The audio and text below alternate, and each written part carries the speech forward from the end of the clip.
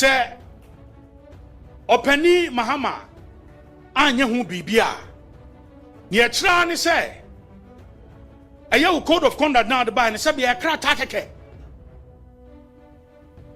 emunye du ebe ye mframa o kasa keke Abusia Sammy Gyamfi dollars and seven no alogo cha grada no ene ne Range Rover autobiography 2025 model na wato no.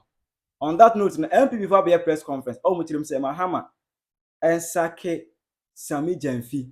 And as a man a punishment, na punishment no here they only need sanction. It won't be a press conference. No one say one kind there.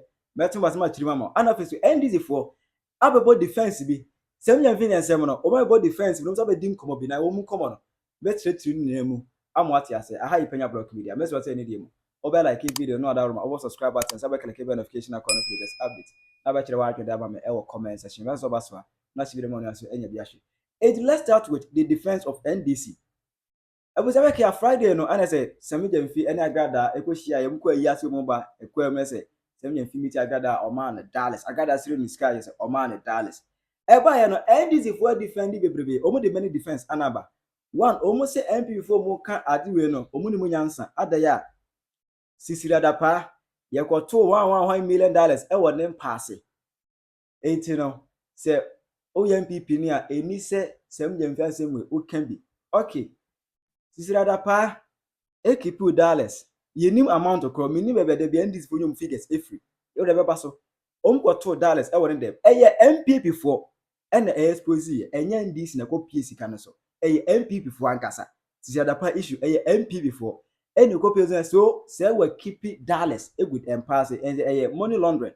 And I say we hide $. Meaning a black market and you say we keep on pass it dollar cost roa no abeton eyeska. Inti man say what $100 cry. Maybe $1 that on the $1 10 series we keep $. Now e could do maybe a 20 series times 2. That's a ton we benya say 2000 series. What I say sad here. Got 2 no. One, Sisira Dapa, I'm going to be a defense and you visit Sisira Dapa. A coup for the Yinadi. Sisira Dapa and Samba, no. A coup for the Yinadi is a good for the Sisira Dapa, dear. And it's a million visual keep $. I was almost Mahama Aidi. It's only defense, we know. I need you at Tones room. Almost a can defense, and they say, I MVP Nibia workers for one answer. Ah, there. You won't say about to inquire MP for a Cheska, Ubian country. My common sense and country say you about 2 more a different thing altogether. NDC election time obia wade or the power. NDC so called constituencies be echo chase cannon sacks of rice any sika. Won't mean for campaign tactics Emma say we mo. Won't mean for campaign tactics Emma ha. Campaign there a campaign. A do election obia chesika or best spend just to win the power. Entire there. Won't mean for because when you can say campaign time MP for Cheska. And this is for Cheska. It's the defense we so atone soon. Omunet defense and said, so young people na cassette idea wouldn't answer. Adia a Kufuado anybody spending 58 million to 58 million only to dig a hole on the National Cathedral. 58 million National Cathedral scandal. Obi say NDC say, can you provide me with a expenditure statement? They can never. Only evidence. They don't have me. I'm not saying money hasn't been wasted on that. Money has been wasted, but 58 million that amount. Figure according to a contractor, according to a sika akomu $58 million. Nanka yentiase or emfa enontonchen. Obekaya Mahama the first term in office. Mahama can say opeso ye segre affordable housing. Obeso sit down pon 5,000. O sit down makuma 5,000. Emma yakwaji loan $200 million. Sikan beka Mahama and say on fancy. Eko we actually out of 5,000 no. Now NDC for Mahama is 1,509. What I say? But the then now Attorney General Eko area grounds work no. Omu say no, the omu can no credit. Out of 5,000, omu team is just 668. 668. Omu de $200 million. S is 668. A division. Yakwaji loan of 200 million. What I say? Into 20 million, we divide by 5,000. Divided by 5,000. just a dime ba kubiano na Mahama ever spend $40,000. What I say $40,000 they come no what in yes 668 it the 40,000 times 668 good it means a 26.7 million 26.7 million out of $20 million no sikanasa but we see down 668 and according to amount of money or any 5,000 house on the budget no then go spend $40,000 and all down back could be 89 sikanasa but your fans say a down back could be the $40,000 in KBC into a 668 it all multiply 40,000 now and what's $26.7 million young got free $20 million more way minus $20 million what way free more an amount of $173.2 million Sikawe ayira Segra have Segra affordable housing Sikawe aye waste ayira ayehu ayira Sikanasa ayira Edo yan for mo first defense omo kwase mo si dano 1,509 yan fa nyina calculation what I say edan ba ku bia Mahana ka Mahama spend $40,000 and they see in no time 1,509 and no be 60.3 million okoti anu free $200 million more $20 million more abeka $139.6 million and also why and the chance even according to Mokra them do a multi no yet multiply still and toss more almost $136 million ayira eye Jimmy for anybody just carry honum abebu say $58 million katidwa yenko first camera uni munyansa so ni munyansa unya $139 million for emebusa katidwa iska $58 million and no you can't prove it. You don't have any evidence to show, but just noise making. What your $139 million was here, you found almost 1,509. You found no calculation. $139 million a year, and you'll be a year. This was Omunya comfort. Obia ye. Do do come to Masicuran and swim him, lighting him. You say he has got a twin swimming light a cool. What I say, it don't defense based on a tone swim. Only the national cathedral be able defense and also a tone swim. Omonest defense almost but me akra krom for ade na e-gate nko a ode sika hwehwe negosi e-gate okay e-gate about me aye no NDC for oma no ebe ye 3 Mahama dinga gonya platforms or say ode $250 million and a year airport terminal 3 but Baumia abe spending more than that e dey just e-gate emu Mahama kasa ya na and this body figure about me spending $276 million at the e-gate. First, $276 million. One. NDC neighbor across Parliament House. Minority ship, as I said, and Baumia spending $147 million at the e-gate. Mahama Ekasa was it Baumia spending more than $250 million now on the terminal. But deputy minority in office, and this time, Ebeka said, we must spend $147 million. Good. As a baby, and his boss said, but we are spending $240 million at the e-gate. Next, e-gate back on, and this for my home cost, me and some different friend, me and some. And one, Kotika International Airport, Aviation Control Board for every actual cost, a buy. Cost nearby $1.7 million. And there be a NDC, they want to disgrace people with lies. I dare them say national cathedral be when $58 million $58 million different omun proving to them me because be minimum more ordinary more than tro any ordinary in channels na mo say am food you get credit baby everybody $1.7 million but Mahama could na platform so asori Penyah some so go asori Penyah na nimu asem e go na platform go say but me spending more than $250 million at the e-gate e dey pan mu here so Deba na Psalms of God for Jina so padi Mahama say mo ya sori Penyah obi a o di tro say tro for we dey pan mu Jina so di so mo ya sori Penyah dey we say o mo defense nyina na tons obi a nyina machire e bia ntos mo it on that note no on say sizada pa de ba ye Akufo eyi na di edi sana MV fa kwa press conference o mo chiri mu say Sammy Gyamfi ni sizada pa defense bia nim ko sizada pa ya de ko hu say egudi de bia de be kan ye ya amplify na be kan ye ana Akufo eyi na die ba we kwa de wo show car kra mu na gu e je say de tafie nya dollar ketwa etia ne o mu ni Sammy Gyamfi so adi for bedamose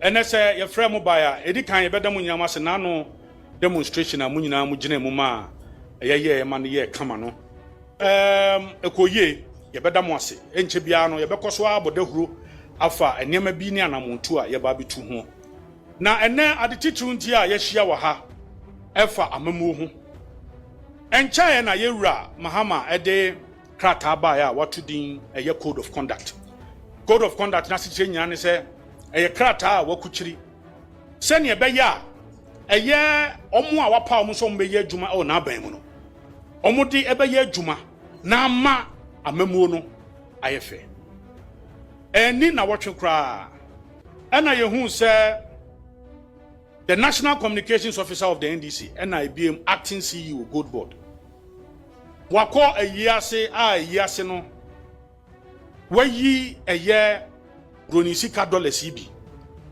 odi ama maame agrada na ohwe sika no se na osi kan ne bebrebe na agrada esa hwim ni aka nyina asa kan ho na ne ehu ne enwanwan se a National Communications Officer of the party or say acting Gold Board CEO. Yera Mahama. And somewhere down kofo no mo Kenya ne say enya dia wonsa obetimi dia kan eya branche san say oyo golden boy. Untimi nya ho hwe. Untimi nya bibia na kasa kwa. Efa say okọ social media so asema mo kan no. Nanso no ade a waye no ya ade a ekire eye ahokyira Ghana for fam ene enema bo akosoro na wo hwe obi ono no hwe Gold Board so na wayi sika dosopuo dollars na odi ache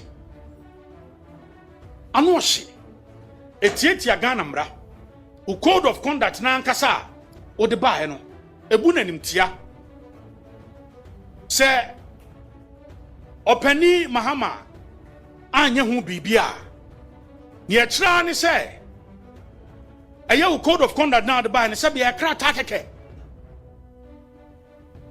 emunye du ebe ye mframa o kasa keke na menyin ni se sa na apese wo mamu no esiko no na ebi asipen eye abrante Sammy Gyamfi kro ye ebra ma Mrs Ladapa asemba ya yesi akwakwo hu sika bi woni fie abrante ya na kan se ma me yenyini firi ho Yewura Ekufuado out of good governance amamuo a opese mu dan fine no oma oba pani ogina djuma firi ni nsema na so ma na resign ye ne ye kan se na no bi se ye de sa aba no bo tachi a ye se ye nei yemfanya dai yemfa boba wei aye ni tie se esi dan na obi a yenya ntua ne ka o na enei ono wetim yenya dollars dosopuo so wo hwe kwan so ofa so oyi dollar na wotimu se bebregu ho pa na usa hwe ebiem ka na otimu a ode koye na no ana John Mahama kasa o kan bibi se na point is no they should eschew opulence and ostentation. Ye chenya ne se akesesem se ye disika kire on person appointees ni be sa ene isa wo hwe car na Yewura Sammy Gyamfi kura dem 2025 Range Rover autobiography fully spent $350,000 and a team no de ko ye keke se wo hwe ye Ghana ye mramu o hwe the Foreign Exchange Act o hwe the Anti-Money Laundering Act ne ye kan se akutia ebiem se wo hwe eniema kese a akatua kra ye de ma ne ya ne se eye gold ya ye ka ho asemu nyina ne ye de Gold Board abai ne dwumadi kese ba akopa aban ame ate ase ne se e baba be so ye sidinim ebema ye sidi na ede agina na opani a ono no wo Gold Board na o hwe se ye sidi ni begina no onje ye sidi ni ndi $80 na o ye dey o che And this is serious lack of confidence in our city. Just wama yen yesika na yedie no. Emu tidie die watono asawram. Obuna nimtia onfanya hwe. Yen yesika yedia eno ne yesi brabebo ho ban na nke nei. Entimi nyina no. Wo ba wo di sid nanim nyam atwitwi fom. Eno ne ade ana wonso nyese sabe wo ye obi akeke o. Sabe nko obi akeka enuafo nka yemfrɛ nsɛntrofo dwumadie. Eye Ghana ban sa wo hwɛ eye aketua kra na amo se yemetua ne kana. Ano hye eye afimu bia no obegye 1.5 million Ghana cedis. Titi sika no 15 billion ena obegye. Uye no free man na no so kwa no yesa timitum ohamu nchichemu edunum utimitum after every 2 years bia no utimi esa kiremu. Entade obehye me no mienu de aye hye kama entade obehye no ono no de no aban ye fa ho ka 15% of the annual salary into your calculation now. 150,000 Ghana cedis in the ban is on fanton tade. Na sabi watade show ukwa to ne say. Atade show uto ne say. And na yetwa 150,000 and for more kwabrane say on fanton tade nche any shoes enche. Ni security for yetuaka. Yobedo do ne garden mu yetuaka. Sika sema ye kan nyina ne na ketua ya kan nyina no eno nka sika ode ko hospital ho ni sika ne hospital ne bibia ne manum ne anya ne yire mu nyina no aban asai afa ho ka petrol 1,005 liters ya fa ho ka omo anko munim konta no komma me ha many gallons 1,005 liters no ha me no nko ano ye se tua ka ansana ya sama no car mienu a ontwie ansana eye okọ ahomegye mu se opeso okọ ba bi kogigi nani kakra wa bre wa adwuma bre no okọ a eno so ban fa ho nya ka yetwa business class ma no ni hotel ka ya fa ho ka ni bibia ya sama no 2,000 a day per diem dollars o aside aka ho aside ma no and $2,000 is 24,000 Ghana cedis. And no gin a day. And no gin a day. Et in ya can say, Abaya show say. Now say, Buyen ye see the name Mutiadia. Near yes, Raman Penny say, Nadaroma. Sabe. Tanya. Now no, a see ya. A year, your mamma Mrs. Yadapa, and no crano. OSPA Shamudia Bassa Mamma Crano, no day, who song. Asisi kano no ane dia ono oyobi a waye adwuma emfie duanan ne kunu sika kra de etisempo ano anwea woye architect over 60 years of experience 60 years an international consultant obi ani mi so oskapa one of the richest architects we have in Ghana na se enei obi akokotu sika no kra no yese anti money laundering act no wafum bra no etino yenyine di enei or resign here it is ene sa na no bi ena sa asem si ya enei it is only fair say employer Mahama maninsi nchen ye mfa hwehwemu mra because ne ache no kra so mkra ye ntua omka ene ne omanya sika ayesa dwumadie nyina na ade ba ko a na asefem so dwumadie nyina ho ne se achopa de ye achopa ye pa obi fom a no po achoa anuafo na modi ache na eno nchese ofum mra na o se wapa acho ne ma okọ na no A+ ni attorney general e baba be ka che se ono de A+ ya ono ni be di efi mu agro na ateche mu agro de na de tete no to no de obetumi atete ateche de aye no na why na si attorney general na ye peso tete ateche de no